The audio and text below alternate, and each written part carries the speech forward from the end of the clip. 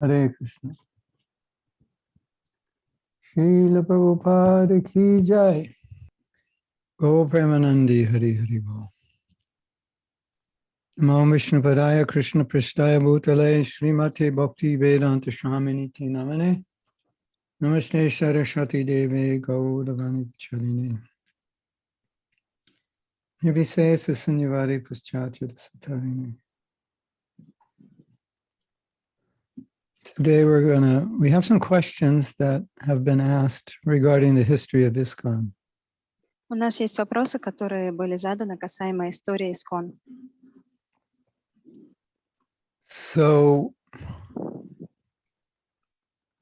I think many disciples of Prabhupada will have a slightly different angle of vision because of their experience about Iskcon's history. Я думаю, что разные ученики Шрилы Прабхупады будут иметь немного разные, отличающиеся друг от друга точки зрения касаемо этой истории.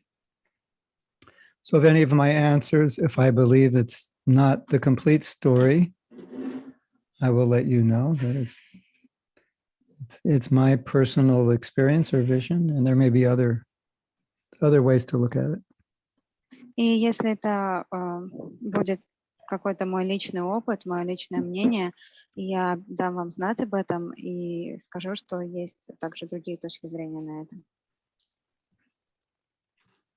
That will not always be the case, but maybe sometimes the case. Возможно, это не всегда так будет, но иногда это может и так быть. Okay, so do you have the questions? Yes, Maharaj, I do. I'm going to put it in Russian on the chat.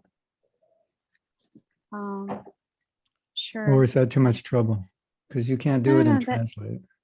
Yeah, it's kind of difficult to write and to translate at the same time. Okay, so question number one, how was the preaching during Prabhupada's time the same, and how was it different? Итак, первый вопрос. Just a moment. Yeah, I did it. I just posted it in the chat in Russian. Okay. Чем сейчас во времена Прабхупады схожи и отличны проповедь Харинама, лекции по Шримад Бхагаватам? Well, I mean, you could also say, how was the movement different? Можно также задать вопрос, как само движение изменилось. I'd rather answer that question first. Я в первую очередь на этот вопрос отвечу. So there are some obvious differences. Есть какие-то очевидные различия. There's a Mahabhagavat walking on the planet. Есть Махабхагаватам, который ходит по планете. Who in many people just by seeing become Krishna conscious in like 1 second. И многие люди, когда их видят, они становятся сознающими Кришну в одно мгновение. And the next second surrender their whole lives to Krishna, and the third second are out on the street distributing books. И в следующую секунду они отдают всего себя Кришне, и на следующую секунду они уже на улице распространяют книги. So, of course, we're joking, but Prabhupada's presence had dramatic effects on us. Конечно, мы сейчас шутим, но присутствие Прабхупады, оно оказывало на нас огромное влияние. Specifically, it had the effect of inspiring us to become full-time devotees and dedicate ourselves to Krishna consciousness. Of course, we were all young, so we could do that. И, конечно же, самое главное, оно вдохновляло нас на то, чтобы мы стали полностью преданными и занимались преданным служением 24/7. И, конечно же, мы были молодые, и мы могли себе это позволить. Yeah, so the movement was primarily ashram residents. И в первую очередь в движении были именно те, кто находился в ашрамах. So if you look at your temple now and you say, how many preachers do you have? You might say, some temples might say 2 or 3, 5 or 6, 7 or 8. Some temples in America will say, we have maybe 1 that preaches once a week. We don't have a lot. In Prabhupada's time, you had thousands and thousands of people who were preaching every day because they weren't married, or they were married living in temples. И вы можете спросить где-нибудь в храме, а сколько у вас сейчас проповедников? И вам скажут, ну, может быть, 2 или 3. Где-то в других храмах скажут 5, 6 или 7, 8 и так далее. Где-то в Америке вы можете спросить, а сколько у вас проповедников? И скажут, ну, наверное, 1, но он приходит всего лишь раз в неделю. Но во времена Шрилы Прабхупады у нас были тысячи и тысячи проповедников, потому что у нас все жили в храмах, и даже если они были женаты, даже если они были грехастхами, они все равно жили в храмах и проповедовали. So Prabhupada had that effect on us that we just wanted to like give up, just live as simply as we could, and then utilize all our time for spreading Krishna consciousness. И влияние Прабхупады было таково, что мы могли жить настолько просто, насколько это было возможно, и просто полностью быть занятым в служении Кришне. And that's what Prabhupada was doing. And that's why we wanted to do it also. И это то, что делал Прабхупада, и то, что мы делали также.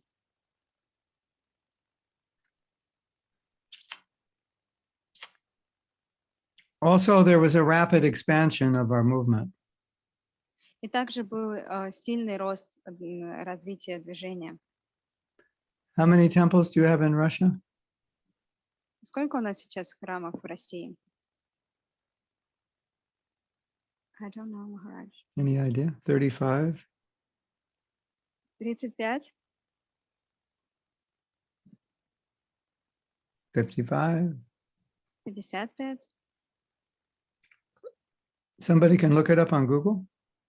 Кто-нибудь может погуглить? Maxim says 20 or 30. Okay. So 35 was a... Okay, well, let's just say 30.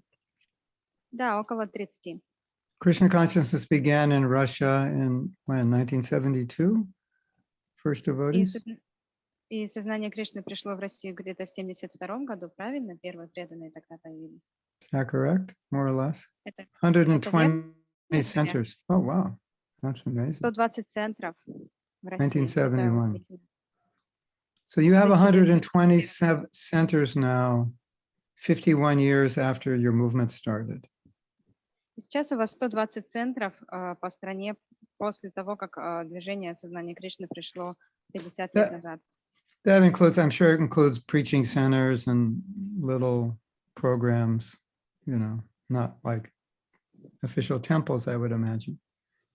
И я так предполагаю, что эти 120 центров это не только большие храмы, но и также какие-то маленькие проповеднические центры. Imagine you had that many temples. Well, of course, you couldn't preach much until the late 80s. But imagine within 10 years, you had opened 108 temples.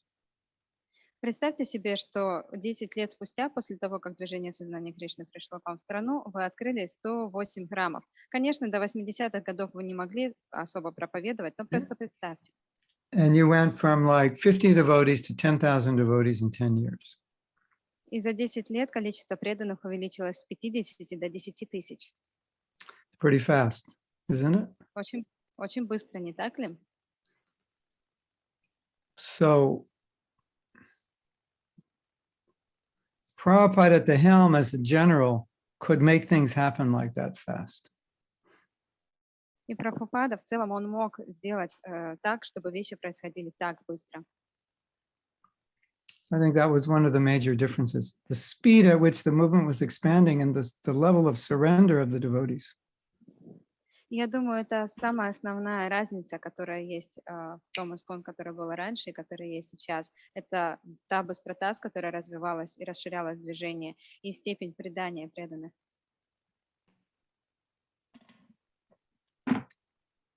And the number of brahmacharis compared to grihastas was maybe 80 to 20% more, at least. Yeah, maybe like 60, 40, at least 60% brahmacharis, 30-40% grihastas. И также количество брамачари и грехаст было разным. Тогда было, ну, как минимум 60% брамачари и, может быть, 30-40% грехаст. And many of the grihastas were full-time devotees. И большинство грехаст, они были преданными 24/7. So They lived in an apartment supplied by the temple. They took prasadam at the temple. And they lived very simply. And so they were living like brahmacharis, basically. И эти грехаски, они жили практически как брамачари. Они жили в квартирах, которые предоставляли им храмы. И эти квартиры, они были очень простыми. И они постоянно были заняты служением и ходили на просад в храм.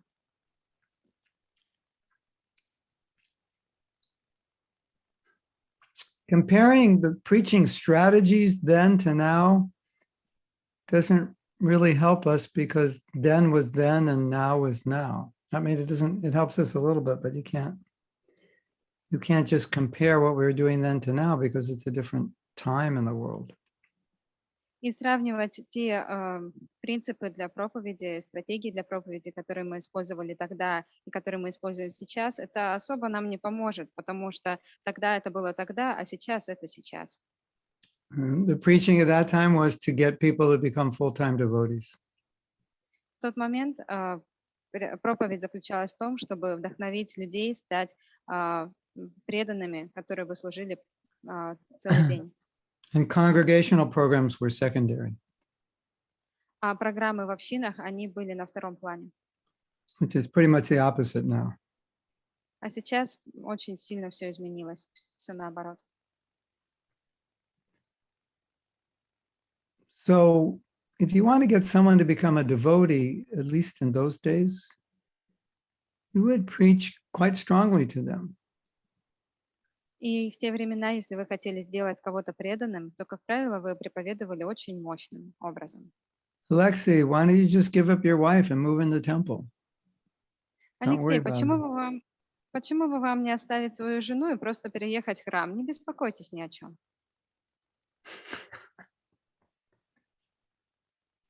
That kind of preaching was there sometimes. Иногда такая проповедь была. Single person going to college, has a girlfriend. What are you learning in college? It's a waste of time, and your girlfriend will just drag you down. Just leave it all and move in the temple. Кто-нибудь ходит там в колледж, и у него есть девушка. А зачем тебе вообще этот колледж? Чему ты там научишься? Ничего хорошего ты там не узнаешь. У тебя есть девушка, она просто тебя стянет вниз. Поэтому оставь просто все и переезжай в храм.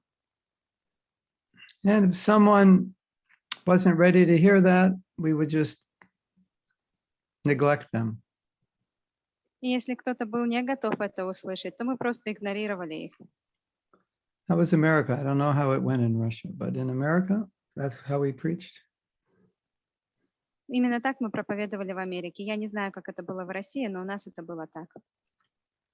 It was okay because we were 20 and everyone joining was 20. So we didn't really have to. We were, there were very few people who were coming as couples with kids. Мы были тогда 20-летними молодыми, и все, кто присоединялся к нам, они были такими же. И это было очень редко, чтобы присоединялись какие-то пары с детьми. And the movement at that time was a pioneering movement, so we needed people to open temples.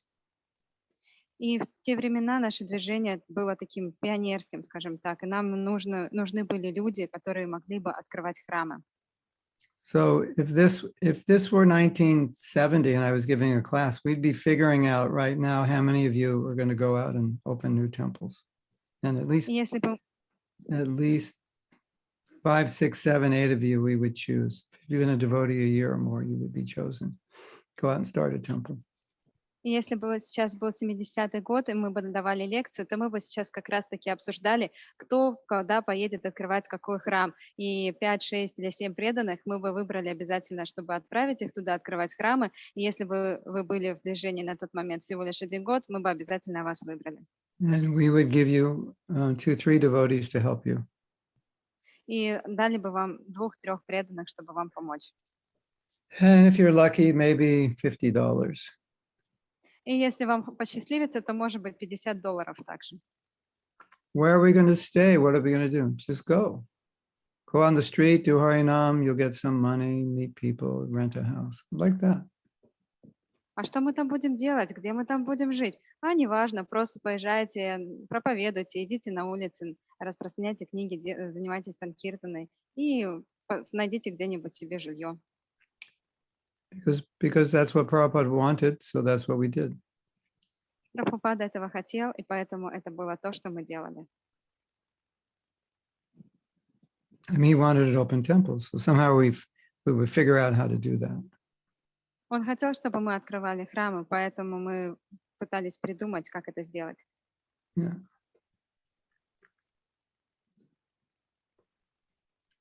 When I joined, the temple program was Harinam 8 hours a day, Harinam and book distribution with the Harinam. They went together. That was 7, 10, 3, 6, 7, 8, 9 hours a day. That was 6 days a week. В те времена программа в храмах заключалась в том, что мы выходили на Санкиртану и на Харинаму, которые проходили вместе, где-то 6, 7, 8 или 9 часов в день, и так было 6 дней в неделю. 7. And then some days we would go maybe 10 hours a day. И иногда 10 часов в день мы выходили. And the whole temple would go, and maybe one devotee would stay back, take care of the deities. И, может быть, один преданный там оставался в храме и заботился о божествах. So now we're all sitting comfortably in our homes. А сейчас мы все комфортным образом сидим у себя дома. Nobody to bother us. Никто нас не беспокоит. But we would go out every day, and we would bother people, and they would bother us. We would come in with a Harinam party, and that would upset some people. But that's what we did. Но в те времена мы постоянно выходили на улицу, и мы беспокоили людей, а они беспокоили нас. Когда мы делали Харинаму, то, конечно же, кто-то расстраивался из-за этого. Very different than today, right? Очень отличается от того, что сейчас есть, правда же? And at least later on, when we were doing book distribution, separate from Harinam, at least Friday night, Saturday night, everybody would go out on Harinam. That was the standard. И потом, когда Харинама и Санкиртана отделились друг от друга, то как минимум в пятницу и субботу мы объединялись и все вместе проповедовали. Это был стандарт такой. So in those days, Harinam was kind of the center of everything. И в те времена Харинама была центром всего.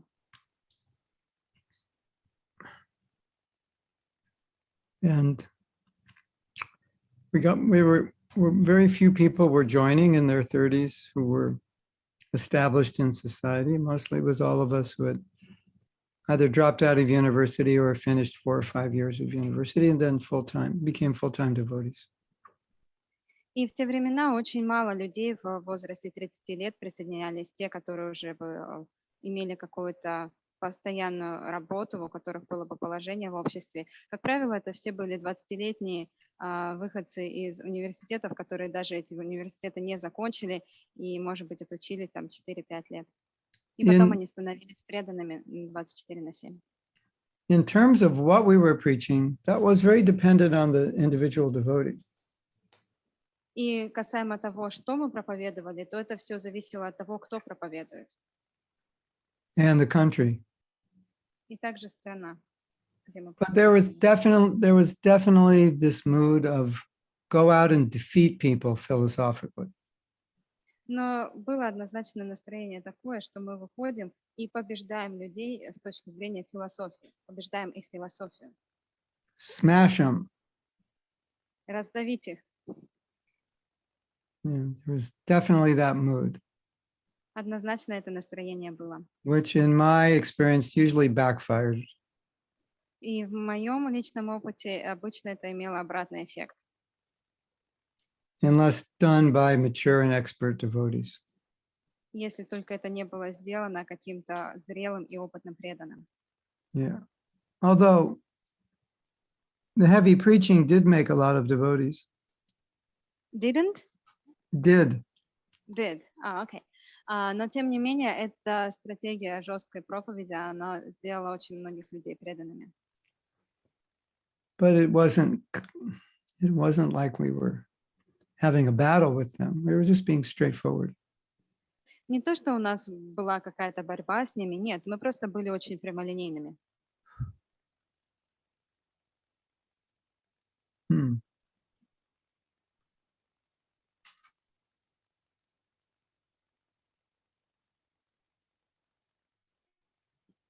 There was college preaching, there was congregational preaching,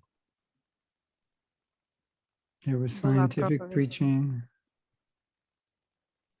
Была проповедь в колледжах, была проповедь в общинах, была проповедь в научных кругах, Festival preaching. были фестивали, и там была проповедь.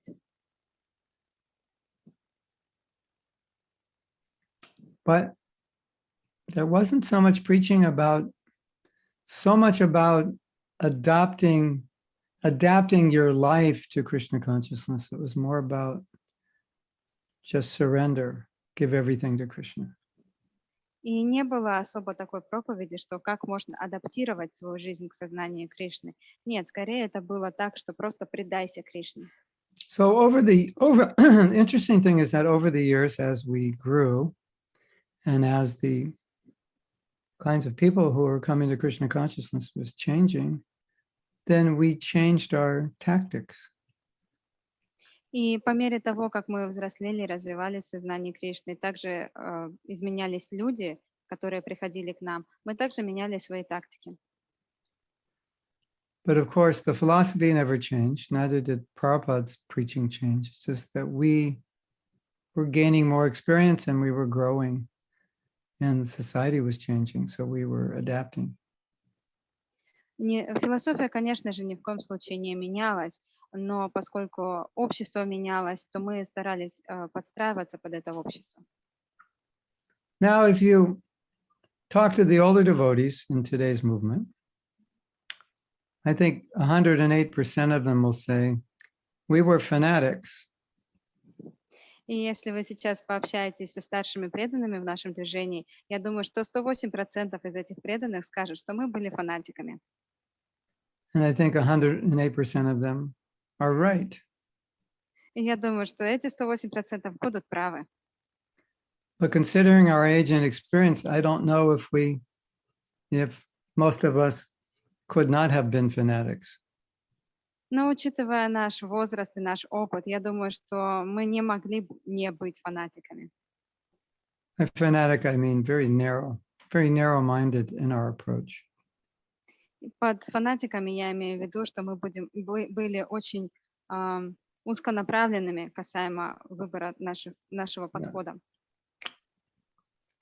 I think what's so interesting about this is that however we were preaching was not always representing the way Prabhupada preached. И я думаю, интересный момент заключается в том, что неважно, как мы проповедовали, это не всегда отражало именно то, как проповедовал Шрила Прабхупада. It more represented the way we thought he was preaching, but not necessarily always how he would have preached in the situations we were in. Скорее, эта проповедь была такая, что мы проповедовали, как нам казалось, как Шрила Прабхупада проповедовал в подобных же ситуациях, но скорее это было не так, как он на самом деле проповедовал.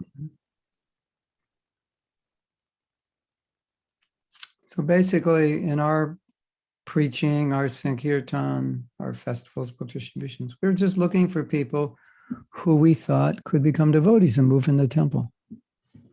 И во время всех наших фестивалей, проповедей, санкиртан и так далее, мы просто искали людей, которые могли бы присоединиться к движению.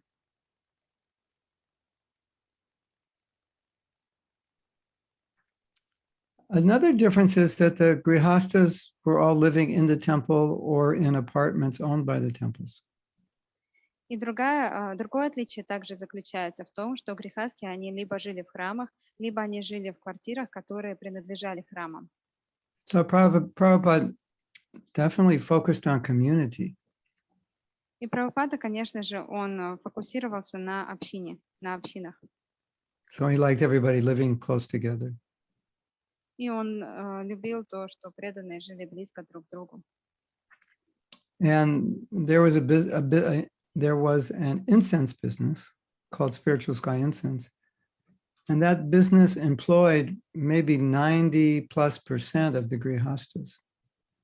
И также была очень активная бизнес-программа. Это они продавали благовония, и эта компания, она нанимала больше 90% грехаст.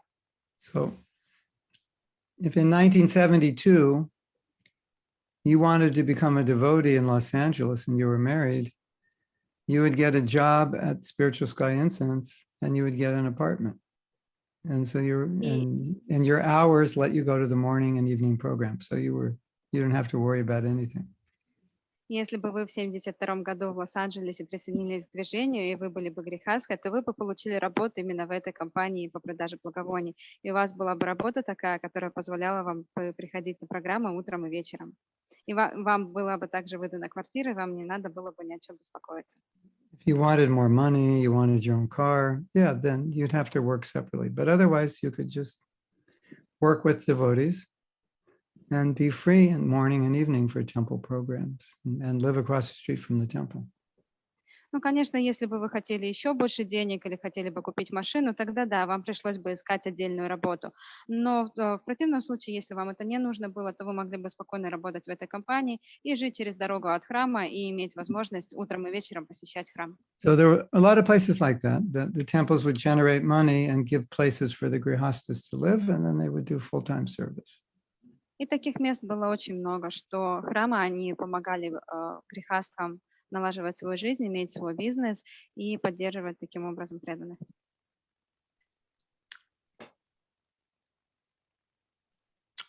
There was also a lot of competition, Было также много соревнований, especially in book distribution. особенно касаемо распространения книг. And Prabhupada fanned the flame of this competition. И Прабхупада, он раздувал это пламя соревнований. For example, if you asked Prabhupada to come to your temple, he would say, well, if you're number one in book distribution in your country, then I'll come to your temple. И если бы, допустим, вы позвали Прабхупаду в свой храм, он бы спросил вас, ну, если вы будете первым, номер один в распространении книг, то тогда да, я приеду в ваш храм. Or sometimes he would get reports of book distribution and he would send them to other temples to create competition. Look how they're doing. You should try to beat them. И когда он получал отчеты по распространению книг, он отправлял эти отчеты в другие храмы и говорил им, вот посмотрите, как они книги распространяют, вы должны их победить. The problem is that for many devotees, it kind of degraded into an unhealthy rivalry. Но, к сожалению, для многих преданных это все свелось к нездоровому соревнованию и соперничеству. In fact, one devotee, after Sankirtan, would go in the Sankirtan bags of other devotees and take out money and put it in her bag so she would be number one. В частности, например, одна преданная, она опустилась до того, что после Санкиртана она ходила шарилась буквально по сумкам других преданных, вытаскивала оттуда деньги и клала себе в свою сумку, чтобы сказать, что она распространила больше книг, чем все остальные. So the competition inspired a lot of book distribution, but it also caused some unhealthy dealings due to our immaturity. Конечно же, вот это соревнование, оно очень вдохновляло преданных, но, к сожалению, из-за нашей незрелости многие преданные из-за этого очень деградировали.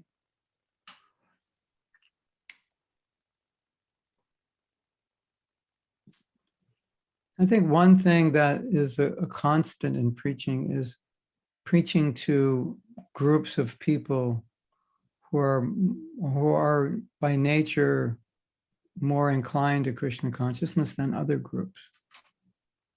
И я думаю, что является постоянным в проповеди, это то, что есть проповедь тем группам людей, которые по природе больше склонны к сознанию Кришны, чем другие. So now in America,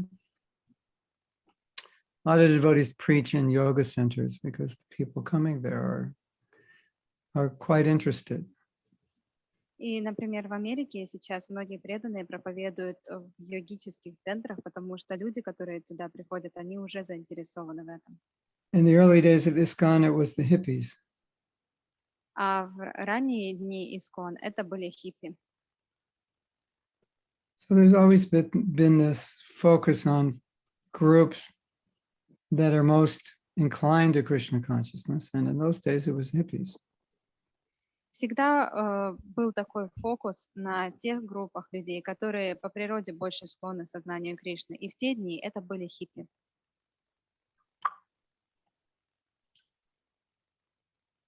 Hmm.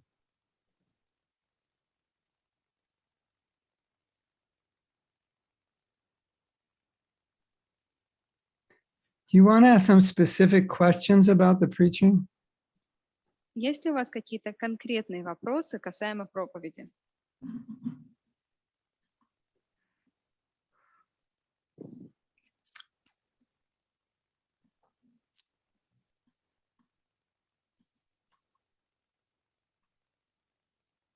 $121 centers in Russia. I think we only have like 50 in America. 120 центров в России. Мне кажется, у нас около 50 только в Америке. Maybe not even. Может быть, и не так. That's amazing. Это удивительно.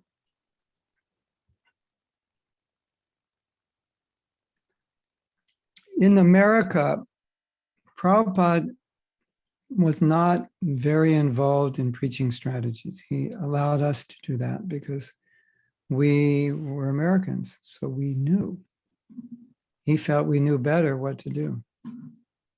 В Америке Шрила Прабхупада, он особо не занимался развитием стратегий для проповеди, потому что он позволял это делать нам. Он считал, что раз мы американцы, то мы знаем лучше, как это сделать.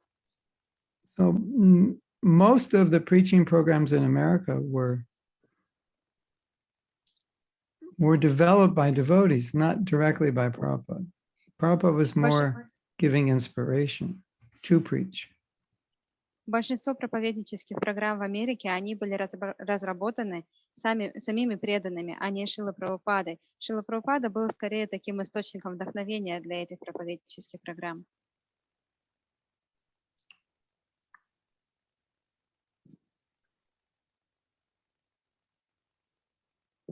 In India, it was different. А в Индии все было по-другому. So whenever we would come up with an idea for preaching and we were getting results, Prabhupada would encourage that. Когда у нас появлялась какая-то идея касаемо проповеди, и у нас появлялись результаты благодаря такой стратегии, то Шрила Прабхупада вдохновлял нас еще больше. The only time he wouldn't encourage it is if those programs were problematic for devotees' own spiritual lives. Единственный момент, когда он не вдохновлял такие стратегии для проповеди, это когда эти самые проповеди были неблагоприятными для духовной жизни самих преданных. Or if they were creating friction amongst devotees. Или если они создавали какие-то трения между преданными. Then he would stop those programs sometimes. Тогда он останавливал эти программы иногда.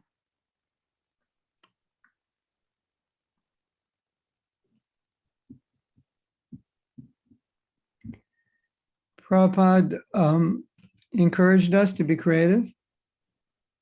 Прабхупада вдохновлял нас на то, чтобы мы были творческими. At the same time, not compromise our principles.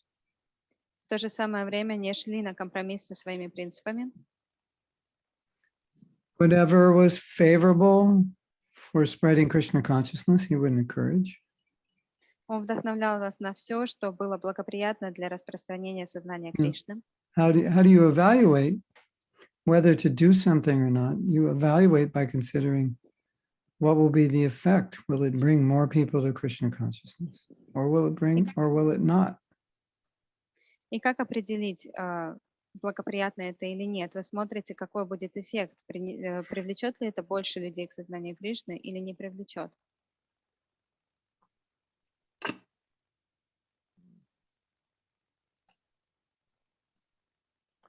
And if it was bringing more people to Krishna consciousness, and we weren't compromising our principles, then Prabhupada encouraged it. И если это привлекало больше людей к сознанию Кришны, и также это не шло на компромисс с нашими собственными духовными принципами, то Прабхупада это вдохновлял.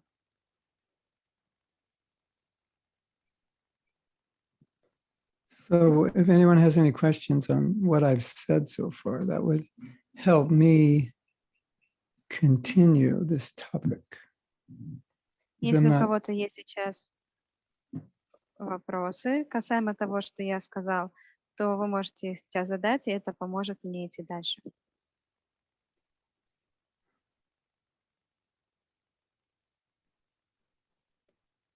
Alexei has a comment. Yes, Maharaj. Харе Кришна, пожалуйста, примите наши поклоны. Если раньше преданных вдохновлял выходить на санкиртаны Шрилы Прабхупады, то как сейчас вдохновить на проповедь преданных, многие из которых даже на воскресную программу воспринимают как вечеринку для своих, а не проповедническую программу? Hare Krishna Guru Maharaj, please accept our humble obeisances.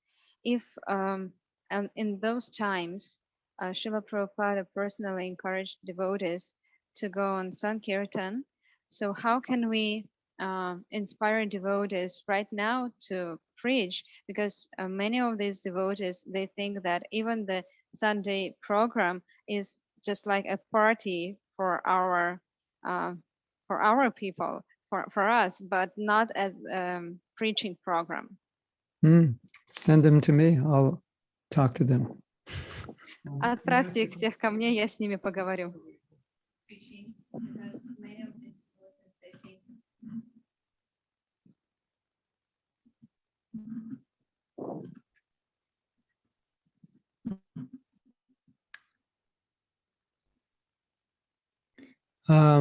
We always had this problem, even during Prabhupada's time.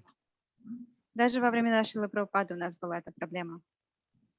So we had to remind everybody that we've put on this program for new people. Нам нужно всегда напоминать всем, что эта программа для новых людей. You know what you can do? You can meet people when they're coming in the door and talk to them. Find out the people who are interested. Then during prasadam, you have a group of devotees and you assign each devotee to speak with one of the interested guests. So all the interested people will get to meet devotees and learn more. So you can organize like that.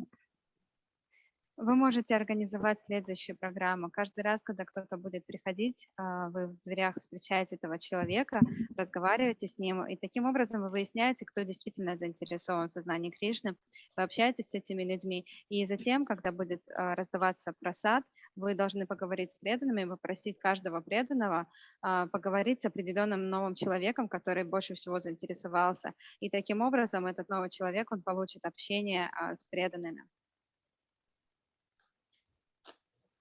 Yeah, I would try to organize a strategy and then inform all the devotees this is the strategy. Я бы попытался организовать стратегию, и затем я бы поделился с преданными и рассказал об этой стратегии. Then engage them. И занял бы их в служении. And then also talk about, as I said, talk about it. This is what the Sunday feast is for. И как я уже говорил, нужно разговаривать об этом и напоминать им, что для них, для новых людей, это воскресная программа. I'm trying to improve my internet. I'm listening to you, so I'm just doing something, but I'm listening to you. Я слушаю вас, я просто пытаюсь наладить свой интернет.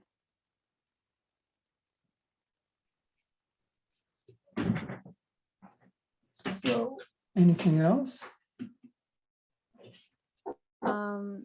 Yes, Maharaj. Um, just let me have a look at the chat.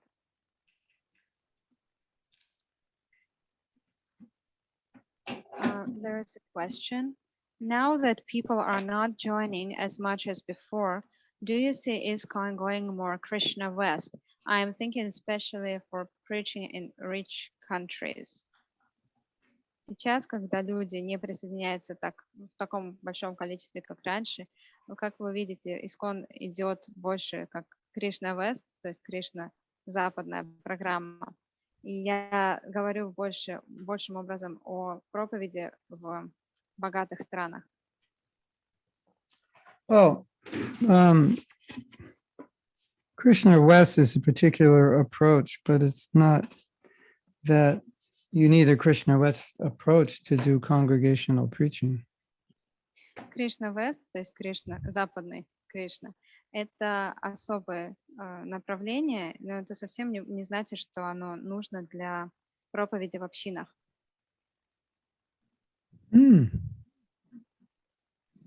Oh, problems and paradox. All right.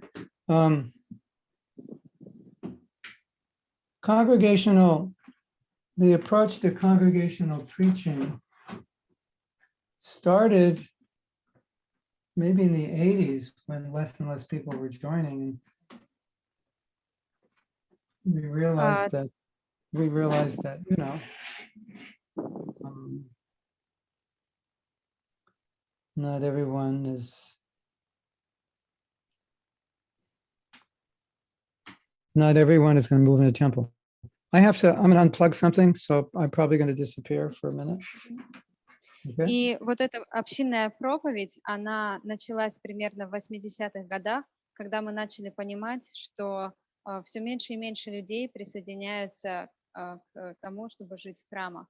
The main idea is, if you're trying to help someone become Krishna conscious, then you want to find out what is best for them.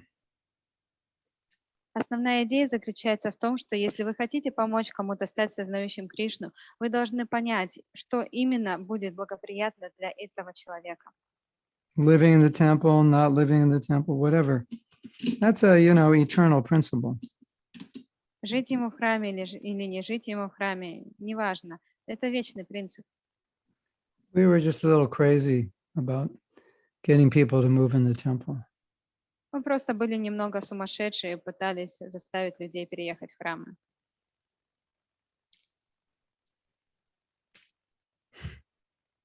One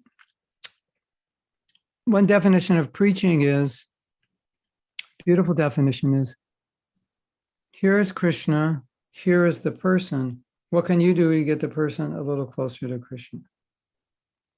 And so, yeah, go ahead.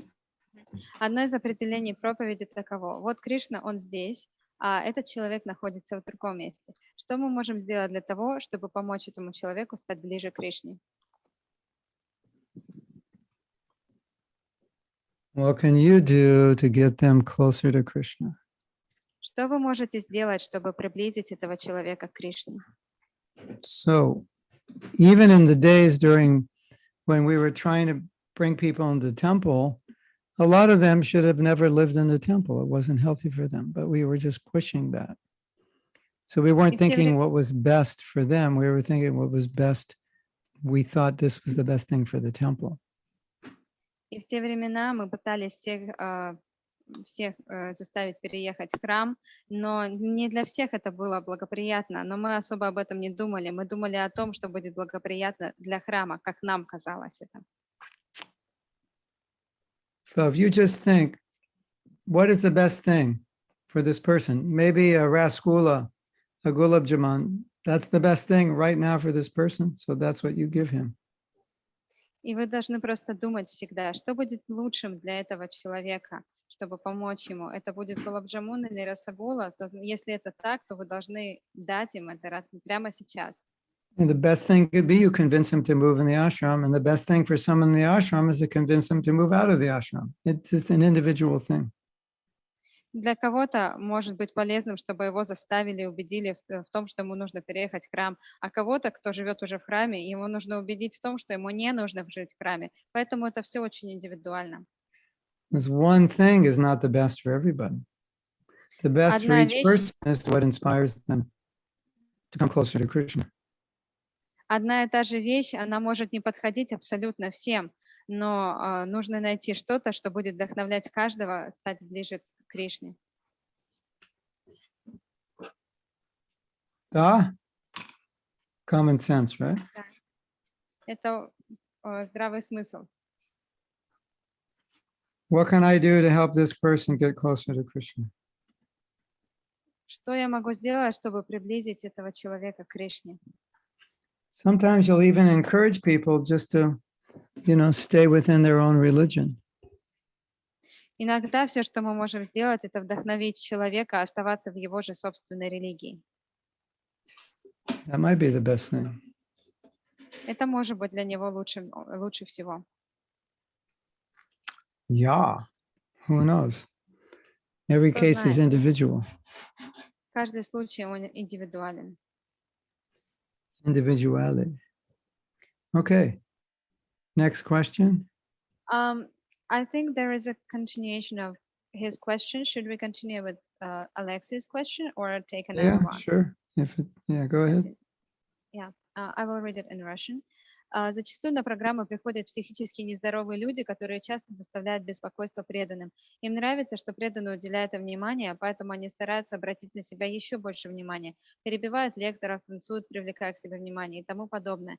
Были ли у Шрилы Прабхупады какие-то особенные наставления по поводу того, как вести себя по отношению к людям с психическими отклонениями, которые беспокоят других своим поведением? Sometimes some people come to the programs and these people are not really mentally stable and they cause disturbance to the devotees. They disturb them and these people like that the devotees pay attention to them, and that's why they are trying to draw even more attention to them. They talk during the class, they dance and try to attract everyone's attention. So did Srila Prabhupada have any specific instructions about that, how to deal with mentally unstable people who disturb the devotees by their behavior? Not specifically about that, but we could speak generally. Мы можем в целом поговорить об этом. From my experience, there's two kinds of people who have mental or emotional trouble. В моем личном опыте есть два типа людей, у которых бывают какие-то психические отклонения. One who disturbs others and one who doesn't. Одни беспокоят других, а другие не беспокоят. So if they're not a disturbance to others, Prabhupada encouraged us to give them mercy as far as possible. И если это были те люди, которые не беспокоили окружающих, то Прабхупада вдохновлял нас давать им настолько много милости, насколько мы могли им дать. But if they're very, very mentally disturbed, then he would just tell them you should go home. Но если они действительно были очень-очень с большими психическими отклонениями, то он просил их уйти к себе домой. There was one boy who was asking Prabhupada for 50 cents, and he wanted some petrol to light himself on fire. So Prabhupada understood he was mentally ill, and he said, you should go home. Был один молодой человек, который просил у Прабхупады 50 центов, и он хотел купить себе бензин, чтобы поджечь себя. И Шрила Прабхупада понял, что у этого человека были психические отклонения, и поэтому он попросил его уйти. There's another problem, Alexei. Есть еще одна проблема. If you allow a person who's nice, who doesn't upset the devotees, who has some deep issues, and you don't know how to deal with those issues, you may be doing a disservice by allowing them to live in the temple because their situation could get worse. Guru Maharaj, can you please explain it more? I don't think that I understood you correctly. I'm Let's sorry. say someone has like some severe trauma from the past and they Yeah. want to move in the temple, but you don't, as a just a normal devotee, you don't know how to deal with their trauma. And so their trauma never gets healed because you just preach to them, to be transcendental and don't worry about it. And so we're allowing them to live in the temple, but we're not really trained to take care of them. So it could not be helpful for them.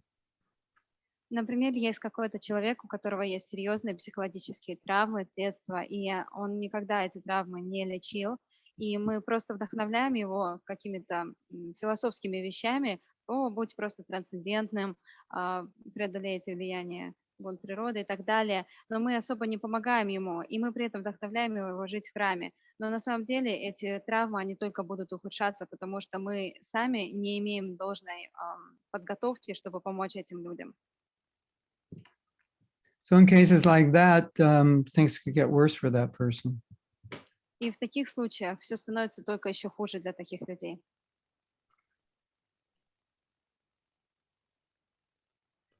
There's a devotee I know who always thinks there's some man that's in love with her. Есть одна преданная, которая всегда думает, что есть какой-то мужчина, который всегда в нее влюблен. And it takes months and months of convincing her that he's actually not interested in you. И ей требуется много-много времени, несколько месяцев, чтобы мы могли ее убедить, что на самом деле он в ней не заинтересован. So someone has to help her, but most devotees are not trained to be able to help her. We can only preach, and sometimes the preaching is not really going to solve the problem. И мы особо не можем ей помочь, то есть преданные, они не имеют такой квалификации, чтобы помочь ей. Мы просто ей проповедуем, но это особо ей не помогает. What if a devotee joins your temple, Alexei, and he says, I get messages from Putin every night. He's telling me we should do this and that. You probably don't want him in your temple. Представьте себе, Алексей, что кто-то к вам присоединяется в храм, и такой человек заявляет, что я получаю сообщения от Путина каждый день, и он говорит мне, что нужно делать. Ну, конечно, вы не хотели бы, чтобы такой человек жил в вашем храме. Because all you can tell him, it's just your mind, don't listen to it. But it's obviously a bigger problem than that. He needs more help than that. And so it would be best for you to say, get this help. When you're healed, then you can come back and stay with us. И все, что вы можете ему сказать, это просто: о, ну это же только твой ум тебе говорит, не слушай твой ум. Но это не поможет ему, потому что ему нужно больше помощи и больше лечения. Поэтому вы можете ему сказать, что, пожалуйста, сейчас разберись со своими проблемами, а потом ты можешь вернуться. And you know how sometimes kids do bad things to get attention? Well, adults do that also. Вы знаете, что дети, они любят делать какие-то плохие вещи, чтобы привлечь к себе внимание. Ну, взрослые тоже любят иногда так делать. And there's some people who subconsciously just always create problems, and that way they'll get sympathy. They'll go to your office and talk to you about their problems, and you'll listen to them and they'll feel good. And every day, every other day, you'll be talking to them about their problems. So, that kind of person is, we want to help them, but it's better we help them by restricting their association until they get better. И знаете, есть такие люди, которые подсознательно создают себе какие-то проблемы, потому что они любят получать сочувствие от других людей, и они приходят к вам каждый день в ваш офис и жалуются вам, и получают от вас какую-то поддержку, и им становится хорошо от этого. И это продолжается очень долго. И все, что вы делаете, это просто слушайте об их проблемах. Поэтому иногда единственный способ помочь этому человеку — это ограничить себя от такого общения до тех пор, пока он не избавится от этой проблемы. As a temple president, it's really your decision, because you have to deal with the person. Но вы являетесь президентом храма, и вы должны сами принимать такое решение, потому что вам самим общаться с этим человеком. If you like the person, if you think you can help them, if they're not disturbing other people, then you can decide to have them stay. But Если вам нравится, go ahead. Если вам нравится этот человек, и вы считаете, что вы можете ему помочь, то, конечно, вы можете позволить ему остаться в храме, но это должно быть ваше решение.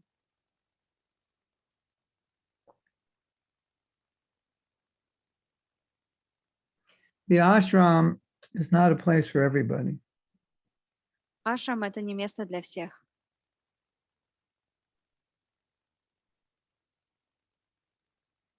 Not everybody fits into it. Не каждый может там жить. And when people come, the best way for them to come is to come for a 3-month period, 6-month period, 1 year.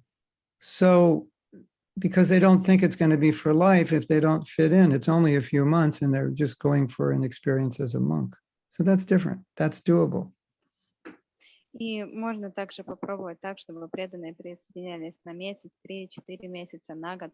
То есть они будут чувствовать, что это просто они получают опыт жизни как монаха, и это тоже допустимо. But if you're going to invite everyone on the street to come and move in, it could be problematic. Но если вы всех и каждого с улицы будете приглашать, чтобы они жили в этом ашраме, то это может создать проблемы. You have to decide. Вы сами должны решать. Prabhupada was merciful, but mercy also had to have a practical component. Прабхупада был очень милостивым, но милость должна также быть практичной.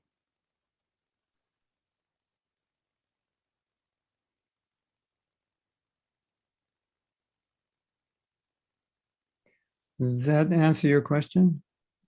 Это ответило на ваш вопрос? Это отвечает на ваш вопрос? Okay. So, We want to be merciful to everyone, including the temple residents. мы должны быть милостивым по отношению ко всем, включая к тем, кто живет в храме. So if there's a questionable person who wants to live in the temple, ask yourself, well, would I want that person to live in my house? Because he's going to live in the house of the brahmacharis, or the brahmacharinis. And so sometimes it may be difficult for them. Если присоединяется новый человек, и вы сомневаетесь в этом человеке, стоит ли ему или ей жить в храме, вы задайте себе вопрос, а пустили ли вы этого человека к себе домой пожить? Потому что этот человек, он будет жить в храме для брамачари или для брамачарини. Brahmachari. And you also have a standard to maintain in your temple. So if you don't have the right people, then you can't maintain the standard. И также у вас есть стандарт, который вы должны поддерживать в храме. И если у вас нет подходящих людей, которые поддерживают этот стандарт, то это может быть проблематично.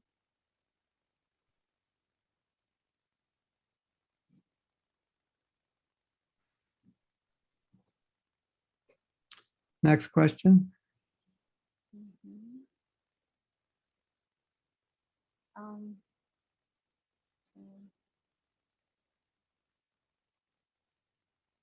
There is one question about the Maha Mantra, but I think it's off topic. There's a question about what does it mean to be a fanatic? No? You didn't see that? Where? From Kamal. Can you elaborate on fanatic approach or narrow-mindedness? Oh, yes, I found it. Можете ли вы более подробно объяснить, что такое фанатичный подход или узконаправленность?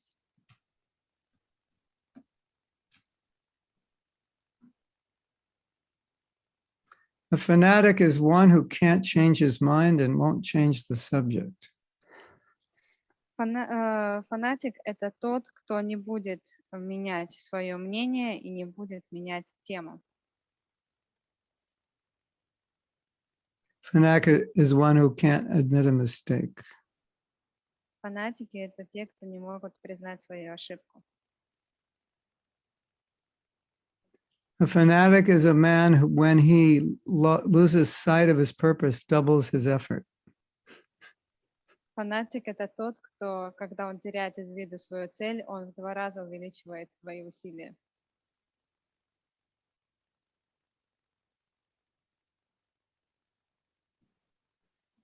Fanaticism is at its strongest when it's related to politics and religion. Фанатизм становится сильным, когда он относится к политике или к религии. Hmm.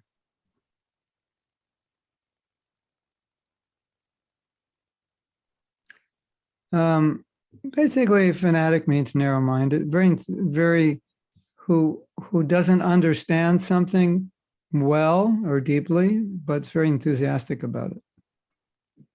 Быть фанатичным значит быть узконаправленным, то есть когда человек особо не разбирается в предмете. Guru Maharaj, I lost the last part. He doesn't understand the subject and He's very enthusiastic about it. он особо не разбирается в предмете, но при этом он очень сильно энтузиастичен. So generally, a fanatic has a very narrow understanding of something and is very enthusiastic about pushing that narrow understanding. Как правило, фанатик у него обладает очень узким пониманием чего-то, но при этом он очень обладает большим энтузиазмом в плане продвижения этого своего узкого понимания. Enthusiasm. And he, how do you say enthusiasm? Enthusiasm? Энтузиазм. Enthusiasm. Oh, I can say that. Enthusiasm. I speak Russian now. Вот теперь я Enthusiasm. говорю по-русски. Has a very limited understanding of something and tries to push it down everybody's throat. У него очень узкое понимание чего-то, и он пытается всех в это понимание, всех на это понимание подтолкнуть. Understands something in only one way. Он понимает что-то только с одной точки зрения. Doesn't consider all the exceptions to the rule. Он не учитывает все исключения в правилах. Takes things literally that may not be meant to be taken that literally. Он воспринимает вещи буквально, даже те вещи, которые не предполагается, чтобы их воспринимали буквально. Has knowledge but doesn't practically understand how it's applied. У него есть знания, но он не понимает, как применить его практически. Oftentimes you find fanaticism when people don't have a lot of experience in life. Очень часто фанатизм встречается тогда, когда у людей нет особого опыта в жизни. Or they lack historical context for something they're describing. So they're not accurate in their description because they don't know the history of that event. Или у них нет исторического контекста данного события, то есть они не знают все, что предшествовало этому событию, все, что с этим событием связано. They don't know how to think they don't know how to think philosophically. Они не знают, как думать с философской точки зрения. Everything is black or white. Все либо черное, либо белое. Right or wrong, good or bad. Хорошее или плохое, правильное или неправильное. When Prabhupada was in Iran, when he heard the call to prayer, he asked the devotee, what are they chanting? And she said, oh, they're chanting the name of God, asking for God's mercy. Однажды, когда Шрила Прабхупада был в Иране, и он услышал, что начался призыв к молитве, он спросил преданных, о чем они молятся? И ему ответили, они воспевают имя Бога, и они молят Бога о милости. Allah, what do they chant? Allah Akbar, God is great. Аллах Акбар, Бог велик. We have any Muslims here? Can chant the prayer for us? Aman, are you Muslim? You can chant the prayer. Вы можете пропеть эти молитвы Аман? I'm just guessing, I don't know. Я просто предполагаю. Я не знаю. Yes? Да? Можете? Я могу попробовать. Никогда не пробовал. I can try, but I have never tried. Well, you can just give us the translation then if you don't want to sing it. Вы можете тогда просто перевод нам предоставить этих молитв. Хорошо. Yes, okay. Прямо сейчас? Прямо сейчас. Нет? Сейчас можете представить нам перевод? Да, я найду сейчас в течение 5 минут. Хорошо, спасибо. So he will find the translation and he will send it to us. Something like God is great, Что-то And вроде, что Бог велик, praying for God's mercy, something like that. и мы молимся о милости Бога. Что-то So- вроде этого. So Prabhupada heard it. He said, "Oh, this is very nice." И Прабхупада, когда это услышал, он сказал, это очень хорошо. And then the devotee said, "But wouldn't it be better if they chant Hare Krishna?" А затем преданный спросил, а разве не было бы лучше, чтобы они воспевали Харе Кришна? And Prabhupada said something like, "Why are you trying to make me sectarian? Or, А or Прабхупада don't make me sectarian." сказал, не надо делать из меня сектанта. So that's fanaticism. Вот это фанатизм. Only one way, no other way, and that way is my way, and my limited understanding, and everyone else who doesn't agree is an idiot, a fool, a rascal, and deserves to go to hell. Только вот это понимание правильное, вот это узкое понимание, но верное, это мое понимание, и любой, кто не вписывается в это понимание, он является дураком, идиотом и отправляется в ад. You know, sometimes you see a devotee will say, Prabhupada said do this and we're not doing this. And they'll give like an hour talk on that one point. Why are we not doing this? What's wrong with this? Prabhupada said do it. What don't you understand? And they don't understand that Prabhupada said 10 other things about that also. And they just hone in on one point and complain about it and say everybody's wrong. That's fanaticism. Иногда бывает, преданные берут какое-то одно высказывание Шрилы Прабхупады, что вот он сказал, надо делать так. И они начинают целый час раздувать эту тему, почему мы это не делаем, ведь Прабхупада сказала, что надо делать вот так. И при этом они не учитывают, что Прабхупада 10 раз еще другое что-то сказал по этому вопросу. Вот это и есть фанатизм. То есть они все одно и то же раздувают, что все неправы, и почему мы этого не делаем. So, sometimes Prabhupada said fanaticism is good, but I think he meant, focus and enthusiasm. Иногда Прабхупада говорил, что фанатизм это хорошо, но, скорее всего, он имел в виду, что мы должны просто быть сфокусированы на нашем энтузиазме.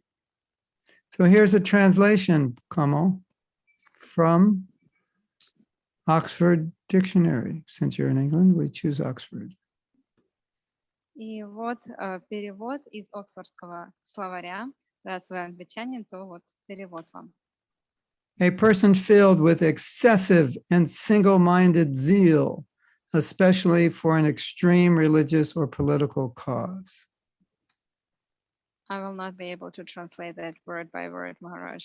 A person filled with excessive and single-minded zeal. You know what zeal means? Enthusiasm. No. Enthusiasm. Это человек, который обладает очень узконаправленным и сильным энтузиазмом. Especially for an extreme religious or political cause. Особенно касаемо каких-то экстремальных вопросов религии или политики. So that can be good and that can be bad. Это может быть и хорошо, и плохо. If your single-minded zeal is for Krishna's lotus feet, it's good. But if that single-mindedness causes you to ignore every other possible idea, then it's fanaticism. И если ваша узконаправленность, она направляет вас к лотосным стопам Кришны, то это, конечно же, хорошо. Но если она останавливает вас в том, чтобы вы принимали какие-то другие точки зрения, то это фанатизм. Generally, if you are fanatical, you will attract other people who are fanatical. Обычно, если вы являетесь фанатиком, то вы будете привлекать к себе людей, которые также являются фанатиками.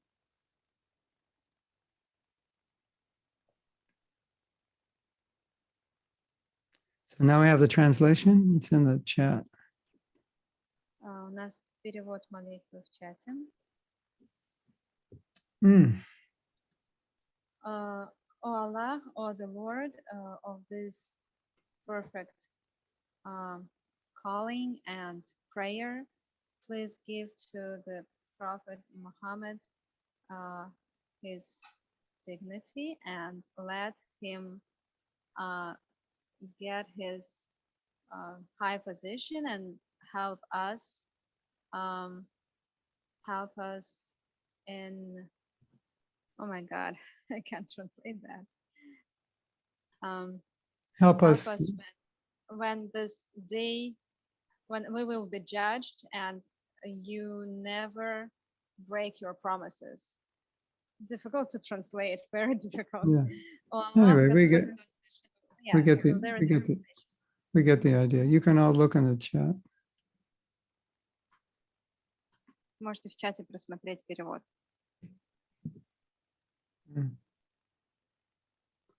Generally, I look at someone fanatical who has a very narrow understanding of something and is very focused on that understanding with enthusiasm.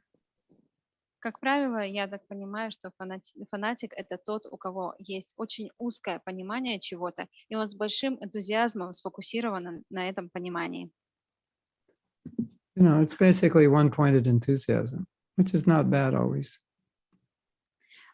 То есть это всегда энтузиазм. Конечно, это не всегда плохо. Yeah. So religion without philosophy is fanaticism. Религия без философии — это фанатизм. Isn't it? Не так ли? Sentimental philosophy without religion. Religion without philosophy is fanaticism. Philosophy without religion. Sentiment. Anyway, you get the idea. I forgot. What's that quote? Religion without philosophy is fanaticism. Религия без философии — это фанатизм, а философия без религии — это что? Кто-нибудь помнит эту цитату? Yeah, something like that. Okay, what else? Anything else?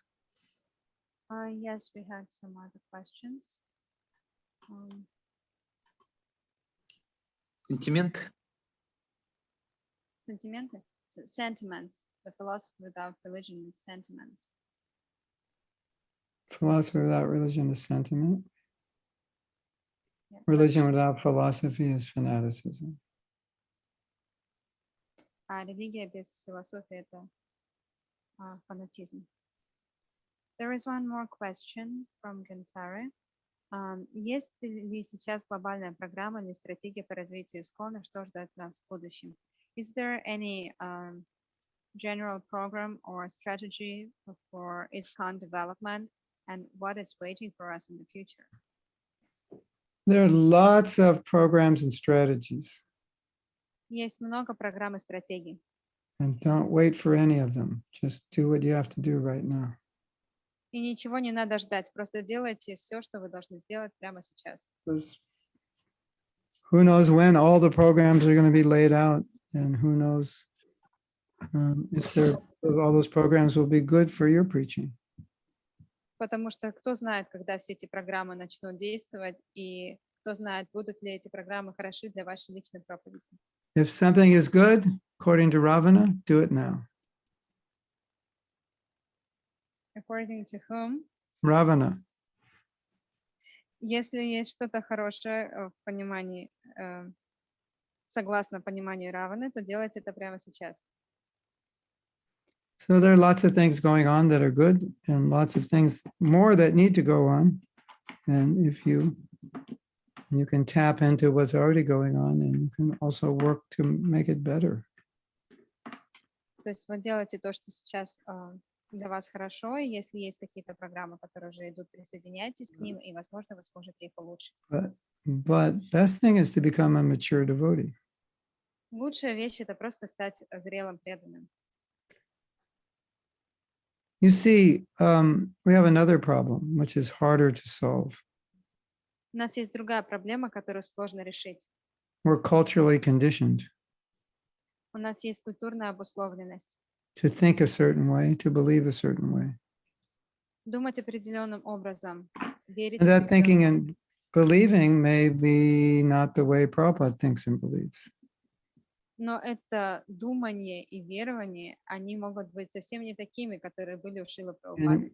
And it gets really complicated when You think Prabhupada believes or thinks something that he doesn't because you believe it.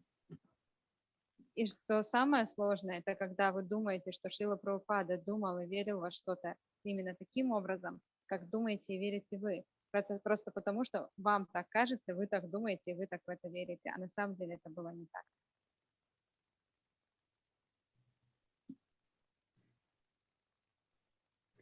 Did you catch that, or did that fly over your head? Вы поняли это, или это в одно ухо влетело, в другое вылетело? You have a certain cultural view and you read Prabhupada's books, and you think he also has the view, but sometimes he doesn't. But you think he does because you do. У вас есть какое-то культурное обусловленность, убеждение, и вы что-то читаете в книгах Шрилы Прабхупады, и вам кажется, что это именно так, как думает Шрила Прабхупада. Но на самом деле это далеко не так. Like if you don't like black people, you could, by reading Prabhupada's books, make an assumption he doesn't like black people either. Например, вы не любите чернокожих людей. И когда вы читаете книги Шрилы Прабхупады, вы можете найти там что-то такое, что подтвердит вашу мысль о том, что он якобы тоже не любит темнокожих людей. If you think women are only good for cleaning the house and making babies, because that's what you were raised to think, you could totally support that in Prabhupada's books, but it doesn't necessarily represent fully what Prabhupada thinks about women. Например, вы можете думать также, что женщины, они просто предназначены для того, чтобы рожать детей и мыть на кухне. И у вас такая культурная обусловленность. И вы очень легко можете найти такое подтверждение в книгах Шрилы Прабхупады и сказать, что вот он точно так же думал, хотя это было далеко не так. Does that make sense? Это понятно? And these cultural beliefs you have, you've grown up with, so they're absolute truths for you. You don't even realize there's any truth beyond it. So you couldn't imagine that Prabhupada would say anything different. И это для вас культурная обусловленность. Вы с детства росли именно в этой культурной обусловленности, поэтому вы даже себе представить не можете, чтобы Шрила Прабхупада думал как-то по-другому. Prabhupada's equal to everybody. He's self-realized. Прабхупада является осознавший себя душой, и поэтому он равно относится ко всем. But if you have prejudices, you could substantiate a lot of them, apparently substantiate them in Prabhupada's books. Но если у вас есть какие-то личные убеждения, предрассудки, вы можете найти им якобы подтверждение в книгах Шрилы Прабхупады. If you're a man who has problems with women, you could have a party with Prabhupada's books. Если вы являетесь мужчиной, и у вас какие-то проблемы в отношениях с женщинами, то да, вы можете что-то найти такое в книгах Шрилы Прабхупады и веселиться с этим. And completely misunderstand И полностью все неправильно Prabhupada. понять. Yeah. This is hard to understand because we have prejudices that we see the world through. And because we're seeing the world through them, we don't know we have them because they're transparent. Это очень сложно понять, потому что если у нас есть какие-то предубеждения, через призму которых мы смотрим на этот мир, то мы даже не понимаем, что они у нас есть, потому что они кажутся нам прозрачными.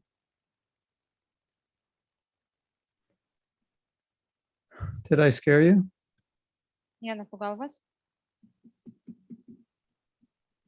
Anyway, I see this all the time. It's Я это вижу постоянно. It's human nature. Такова природа человека. But we have to be aware of that human nature.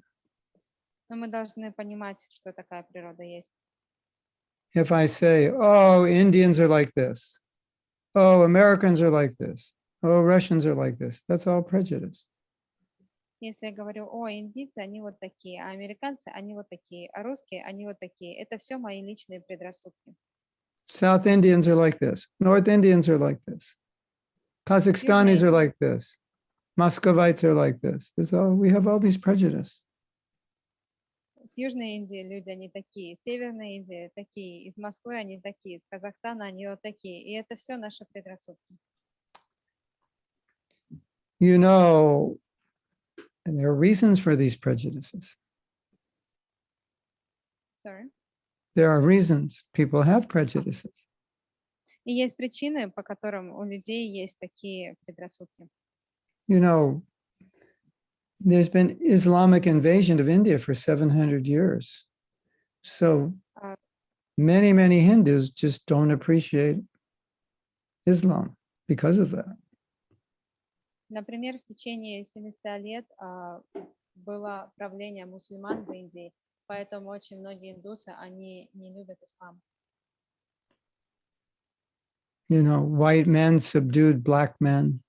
It's understandable the black men won't like them. Например, белые люди, они пытались, брали в рабство черных людей, поэтому естественно, что Anyway, чернокожие люди, они белые. don't read your own prejudices into Prabhupada's books. That would be an offense. Поэтому в любом случае не находите свои предрассудки в книгах Шрилы Прабхупады. Это оскорбление. Hare Krishna. I have a feeling some security happened in Zoom, and Gauramani's trying to get online and she can't. Hare Krishna Gurudev, I'm here. Oh, okay. I guess I have to manually start video. Please accept my humble obeisances, Gurudev. Hare Krishna. Oh, you're here. Okay. So we should end class, right? Сейчас мы закончим лекцию. You have enough to think about now. Вам есть о чем подумать сейчас. Think of all the people that you have prejudices towards, including animals. Подумайте обо всех людях, по отношению к которым у вас есть какие-то предрассудки. И It's также an interesting exercise. это полезное упражнение. Okay. All right. Hare Krishna. Jai Prabhupada.